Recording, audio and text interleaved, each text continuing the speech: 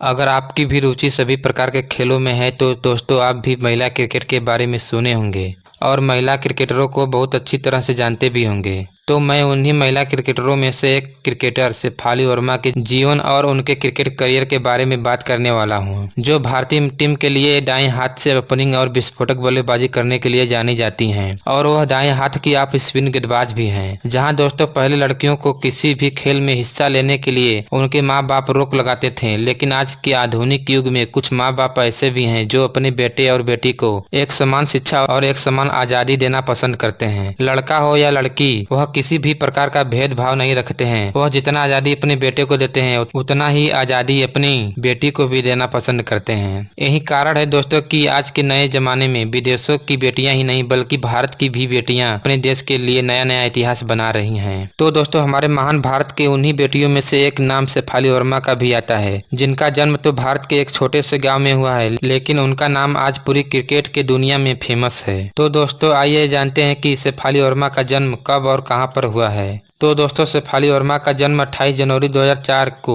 भारत के हरियाणा राज्य के रोहतक गांव में हुआ था। शेफाली वर्मा के पिताजी का नाम संजीव वर्मा और माताजी का नाम प्रवीण बाला है और शेफाली वर्मा के 2 भाई भी हैं। दोस्तों शेफाली वर्मा जब 8 साल की थी तभी से वह क्रिकेट खेलना शुरू कर दिया था। दोस्तों शेफाली वर्मा के पिताजी को शुरू से ही क्रिकेट में दिलचस्पी थी और वह क्रिकेट खेलना भी पसंद करते थे, लेकिन घर की आर्थिक स्थिति अच्छी नहीं होने के कारण वह अपना कैरियर क्रिकेट में नहीं बना सके। लेकिन जब वह अपनी बेटी के अंदर क्रिकेट के लिए जुनून देखा तो उन्होंने अपने घर में ही शेफाली वर्मा को क्रिकेट की ट्रेनिंग देने लगे। फिर कुछ दिनों बाद शेफाली वर्मा को उच्च कोटि की ट्रेनिंग की आवश्यकता पड़ने लगी। फिर उन्होंने शेफाली वर्मा को क्रिकेट एकेडमी में एडमिशन दिलाने की कोशिश की, लेकिन शेफाली वर्मा लड़की थी, इसीलिए वह लड़कों के साथ क्रिकेट कैसे खेल सकती थी। समाज की छोटी सोच रखने वाले लोग उन्हें किसी भी एकेडमी में एडमिशन नहीं दिया। फिर भी शेफाली वर्मा के पिताजी अपने सपने को साकार करने से नहीं रुके।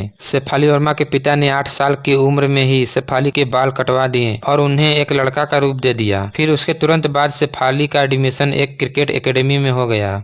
कुछ सालों तक वो लड़कों के बीच क्रिकेट खेलती रही, लेकिन बाद में जब भारत में महिलाओं के भेदभावों को खत्म करके भारत में महिला क्रिकेट एकेडमी बनाया गया, तब शेफाली वर्मा एक महिला क्रिकेटर एकेडमी में अपना दाखिला करा लिया। अपने लड़के को क्रिकेटर बनाने के लिए शेफाली वर्मा के पिताजी को अपने रिश्तेदारों द्वारा भी बहुत सारी आलोचनाओं का सामना करना पड़ा और इसके बाद भी वह नहीं रुके और अपने मेहनत से अपनी बेटी को एक स्टार भारतीय महिला क्रिकेटर बना दिया। कई रणजी ट्रॉफी और घरेलू मैचों में शेफाली वर्मा का लगातार अच्छा प्रदर्शन को देखते हुए मात्र 15 साल की उम्र में ही साल 2019 में अंतर्राष्ट्रीय टीम में उनका सिलेक्शन हो गया। अपने पहले मैच में शेफाली वर्मा ने सिर्फ 0 पर ही आउट हो गई और उसके अगले मैच में उन्होंने 33 गेंदों में 46 रन बनाकर सभी क्रिकेट प्रेमियों का ध्यान अपने ओर आकर्षित कर लिया। तो दोस्तों शेफाली वर्मा अपने T20 मैच का डेब्यू दक्षिण अफ्रीका के विरुद्ध 24 सितंबर 2019 को किया और अपने वनडे मैच का डेब्यू 27 जून 2021 को इंग्लैंड के खिलाफ